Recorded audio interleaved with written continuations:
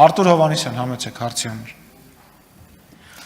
Շնորհակալ եմ պարոն Բալյան զեկուցման համար, մենք հանձնաժողովի նիստում էլ մանրամասն քննարկել ենք այս հարցը, բայց ես մեր քաղաքացիների համար կուզեմ մի երկու շեշտադրում միասին անենք, հարցը ավելի պարզեցնենք։ Ըստ էության հանրային պաշտպանի գրասենյակը Հայաստանի ժողովրդավարական զարգացման հետ զուգահեռ դառնում է ավելի կարևոր, քանի որ քաղաքացիներն էլ ավելի շատ են սկսում ուրեմն պաշտպանել իրենց իրավունքները եւ հավատալ ուրեմն պետական ինստիտուտներին,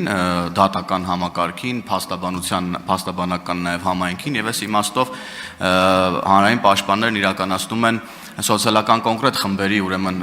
իրավունքների պաշտպանությունը։ Մենք նախորդիվ ավելացրել ենք, եթե ճիշտ եմ հիմա ասում, քանակը հանրային պաշտպանների, հիմա ըստ էության վարձատրությունն ենք ավելացնում ավելի որակյալ ծառայություն ապահովելու համար մեր քաղաքացիների։ Ես ուզում եմ դուք ասեք, թե մենք հիմա քանի հանրային պաշտպան ունենք, նրանց միջին աշխատավարձը որքան է կազմում, որպեսզի նաև մենք հասկանանք, թե ինչքան գումարի ավելացման մասին ենք մենք հիմա խոսում։ Շնորհակալություն։ Այո, վերջի կատարված ավելացման արդյունքում հանրային պաշտպանների հաստիքային միավորը կազմում է 69, որից 34-ը Երևան քաղաքում են, իսկ մարզերին հատկացված 35 հաստիքային միավորները բաշխվել են դրույքներով, մի դրույք, կես դրույք, 100 դրույք, որի արդյունքում ստացվում է 58 հանրային պաշտպաններ։ Արդյունքում մենք 69 թվակազմով ստացել ենք 92 հանրային պաշտպաններ, ովքեր իրականացնում են այս աշխատանքը եւ մարդկանց իրավունքների պաշտպանությունը։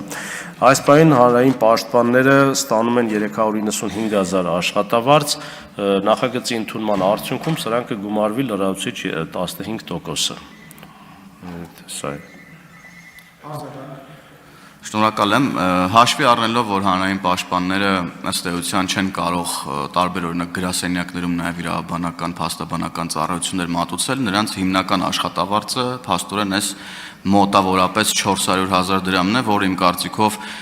քաղաքացիների իրավունքների պաշտպանության համար այդքան էլ ուրեմն այսպես ասած պատշաճ վարձատրություն չի,